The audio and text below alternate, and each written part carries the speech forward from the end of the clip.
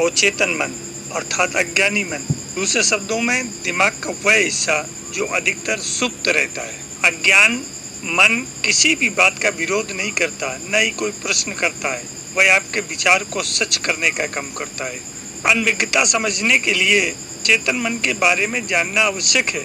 सरल भाषा में कहूँ तो मन के दो हिस्से होते हैं। जैसे पूर्व के वीडियो अंक में हमने आपको बताया कि एक चेतन मन, जो चीजें आप पढ़ रहे हैं, सोच रहे हैं, समझ रहे हैं, ये सारे क्रियाकलाप चेतन मन द्वारा कर रहे हैं। दूसरा हिस्सा है अवचेतन मन अर्थात अतार्किक मन, जो तब तक सोया रहता है जब तक आप जागे हुए और मन को सोचते हुए या कुछ काम में व्यस्त रखते हैं। लगातार सोते समय जागता रहता है। दिन भर आप जिन चीजों पर अधिक बल देते हैं वह वास्तविकता में आने के लिए काम करने लगता है। अवचेतन मन सोचने का काम नहीं करता है, वह तो आपकी भावनाओं से सटीक विचार को सही करने का काम करता है। इसीलिए कहते हैं जैसा सोचोगे वैसे ही बन जाओगे। अवचेतन मन को दूसरे शब्दों में आत्मा या आत्मज्ञान भी कहते हैं। यदि मैं अपनी आध्यात्मिक भाषा में समझाऊं तो बहुत सरल हो जाएगा कि हम जिस ईश्वर की पवित्रता में हैं, उनकी सर्व शक्तियां हमारी हैं, बस हम सुप्त अवस्था में हैं या फिर अपनी शक्तियों से दूर हैं। अब यहाँ प्रश्न उठता है कि अवचेतन मन का उपयोग कैसे करें। पहले उसकी प्रकृति को समझें और उसको समझने के बाद अपने लक्ष्य या विचार को उसकी गहराई में जाने दें। दूसरे शब्दों में उसे रिप्रोग्राम करें। सब कॉन्शियस माइंड को इसी तरह जागृत किया जा सकता है। इससे आगे सबसे बड़ी बात है, सब कॉन्शियस माइंड को एक्टिवेट करने के लिए सबसे पहले आपको अपने नेगेटिव विचार कैसे खत्म करें, इन विषयों पर आपको ध्यान देना होगा। उनका कुछ प्रयोग करके आप अपने अवचेतन मन का लाभ उठा सकते हैं। पहला है अवचेतन मन को गहराई से समझें। अपने अवचेतन मन को रिप्रोग्राम करने या अपने होश से प्रयोग करने के लिए सबसे पहले उसे गहराई में खोजा जाए। आजकल बहुत से लोग इसे प्रयोग करने की कोशिश करते हैं, धीरे धीरे वो इसका अनुसरण करने लगते हैं। यही कारण है कि उन्होंने इसे गहराई से समझा ही नहीं। उदाहरण के लिए, यदि आप अपनी क्रोध करने की आदत या बुरी लत से छुटकारा पाने की सोच रहे हैं, अब ये रिश्ता कुछ दिनों में तो बना नहीं रहेगा, इससे बनने में समय लगेगा और अब ये आपके लिए मुश्किल हो गया। इसे बदलने के लिए यदि आप केवल स्वयं से बात करने का प्रयोग करेंगे तो ये किसी दिन उभर कर नहीं आएगा और आप कंट्रोल नहीं कर पाएंगे। तो सबसे पहले अवचेतन मन की गहराई में जाकर देखें। आपका अवचेतन मन वही काम करता है जिसे आप सीखने वालों की बजाय समझ के साथ दूसरी आदत से ग्रस्त है। दूसरा, अपने विचार को स्वीकार करना सीखें। जैसे कि आपने पढ़ा, ज्यादा लोग आप अपने नकारात्मक विचार से मुक्ति पाना चाहते हैं। आप यदि अपने जीवन में पीछे देखते हो तो आपके काम के लिए जो माना जाता है वही करने वाले होते हैं। ऐसा इसलिए होता है क्योंकि मन का स्वभाव झलकता है, वह चंचल है, उसे नई चीजें करना या सीखना अच्छा लगता है। तो अपने अवचेतन मन को आशंका के लिए सबसे पहले अपने सभी विचारों को स्वीकार करना होगा।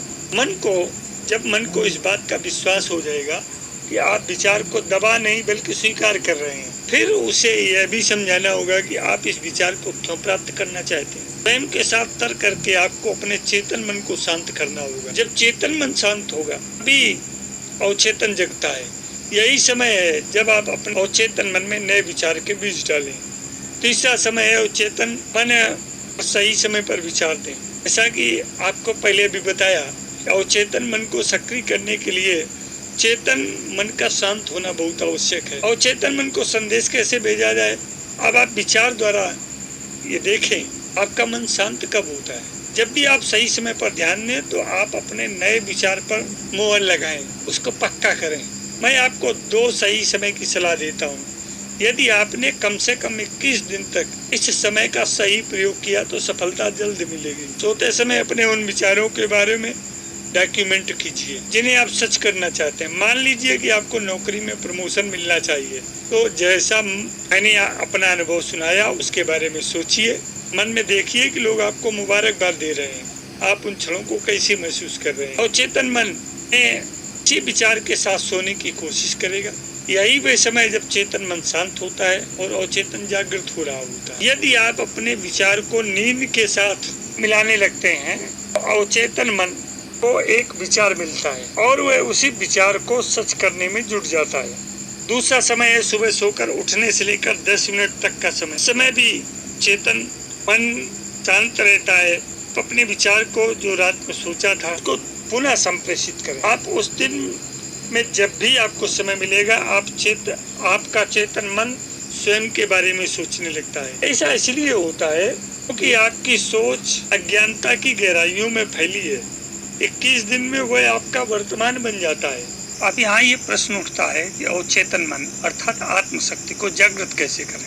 तो इसके लिए सबसे पहले किसी भी प्रकार की समस्या या चुनौती को स्वीकार करें, जैसे शराब पीना, जुआ खेल, गलत लोगों के साथ में रहना, ये समस्या है और इसे अवचेतन मन के हवाले कर दें, क्योंकि आपका अवचेतन मन इसे सुलझाने का सही तरीका जानता है। इस बात पर गहरा विश्वास करें कि आपकी ये समस्या हल हो चुकी है। संसार में जिन वस्तुओं का भी आभास हुआ है उनमें से किसी की भी पहली कल्पना यही हुई है। हमें बार बार सुनने के लिए मिलता है, अज्ञानता में प्रवेश कैसे करें। कल्पना में वह शक्ति है जिस पर मनुष्य जल्दी से विश्वास नहीं कर पाता। जब राइट ब्रदर्स में से सबसे पहले इंसान आसमान में उठते हैं तो लोग उन्हें पागल समझ लेते हैं।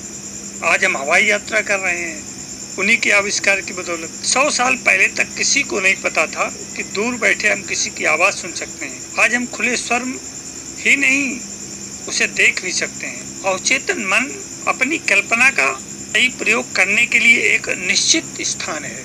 अगला एक बिंदु है कि सामाजिक स्थानों पर नहीं बल्कि अकेले में आईने अर्थात शीशे के सामने खड़े होकर के स्वयं से बातें करें। अपने लक्ष्यों को हासिल करने के बाद आपके जीवन में जो भी परिवर्तन आएंगे उन्हें देखें। आपकी बात करने का तरीका कैसा होगा उस तरीके से बात। उदाहरण के लिए आपका प्रमोशन होने के बाद जब लोग आपको बधाई देंगे तो आप उनसे क्या कहेंगे। शीशे के सामने उन वाक्यों को आपस में चर्चा करें। आपकी सफलता की चाबी आपके हाथों में है। जब तक आप उस पर विश्वास नहीं करेंगे वह सच नहीं होगा। जब आप स्वयं को उसी रूप में देखते हैं तो आपका अवचेतन मन को विश्वास हो जाता है कि यही सच है। वह आपको आपकी मंजिल तक पहुंचाने का रास्ता बनाता है।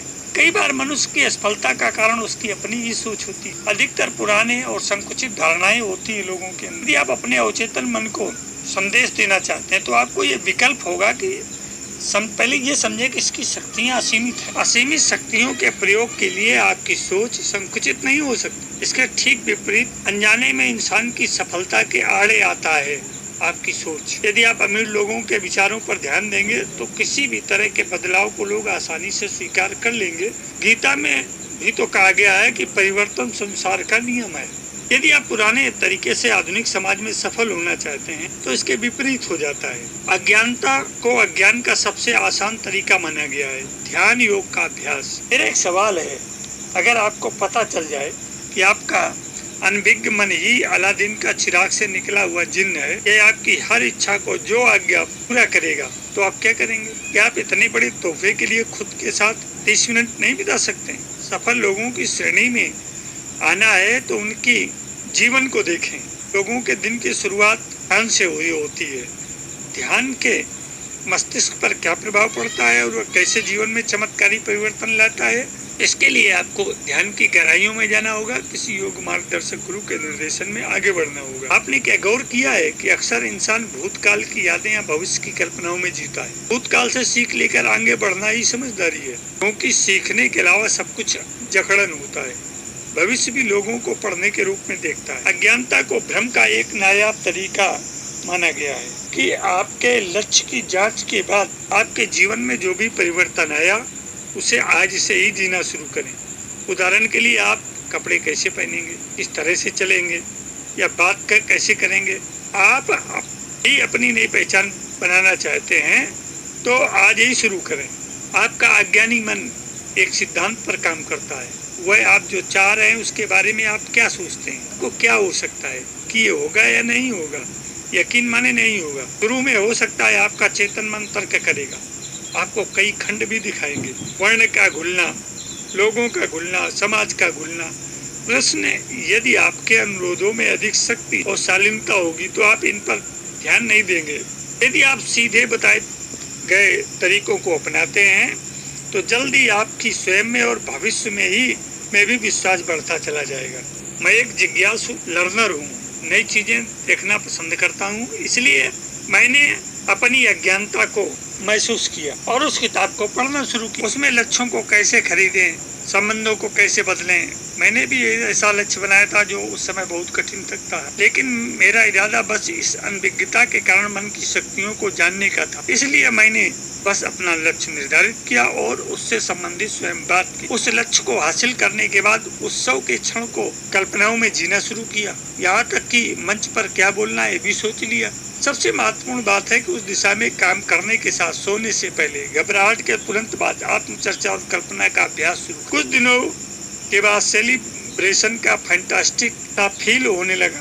वीडियो की तरह ऐसा लगा विचार में और व्यवहार में कुछ परिवर्तन हो रहा है। कुछ समय के बाद अर्थात 1-1.5 महीने के बाद जब उस लक्ष्य को हासिल कर लिया तो उत्सव के समय जब मैं मंच पर मित्रों के बीच में अपना अनुभव सुना रहा था तो अचानक से ये विचार आया कि बिल्कुल यही दृश्य मुझे कुछ समय पहले कल्पना में भी दिखता था। क्या लग रहा है आपको? इतना सच है ये। उस दिन के बाद मैंने अनजाने में मन पर काम करना शुरू किया।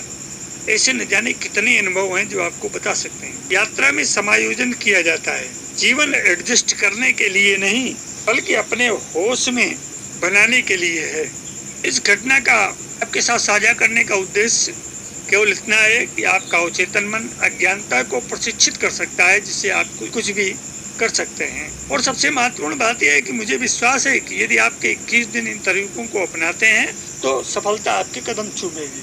विज्ञान का अनुमान है कि हमारे मस्तिष्क का 95% भाग अवचेतन है, जिसका अर्थ है कि हम जो निर्णय लेते हैं, जो कार्य हम करते हैं, हमारी भावनाएं और व्यवहार 95% मस्तिष्क गतिविधि पर निर्भर करते हैं, जो सचेत जागरूकता से परे है।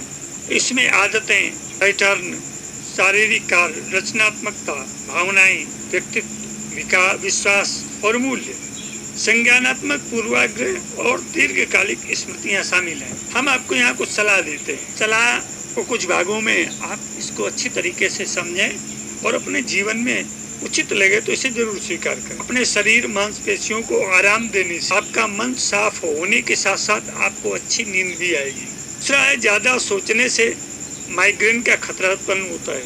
तीसरी बात है, अपने मन को साफ होने में लगने वाले समय की चिंता न करें। चौथा है, किसी एक उद्देश्य का निर्माण कर लें। पांचवा है, दौड़ने जाएं अर्थात व्यायाम करें अपनी शारीरिक स्थिति के अनुसार। और छठा है, खुद से और अपने आसपास मौजूद लोगों के लिए दया भाव और प्रेम भाव रखें। यहाँ आइए हम जानते हैं कि कैसे अपने दिमाग को साफ कर सकते हैं। पहला है तो लोगों को अनफॉलो करना शुरू करें। ऐसे लोगों को अनफॉलो करें जो आपको सशक्त, सूचित या प्रेरित महसूस नहीं कराते हैं। दूसरा, लिखना शुरू करें अपने दिमाग में क्या है, कभी कभी उसे बाहर निकालने की भी आवश्यकता होती है। तीसरा है, खुद से सवाल करें तथा मेडिटेशन करें, ध्यान करें, योग करें, आसन करें, प्राणायाम करें। और पांचवा, स्वीकार करना ही शांति है।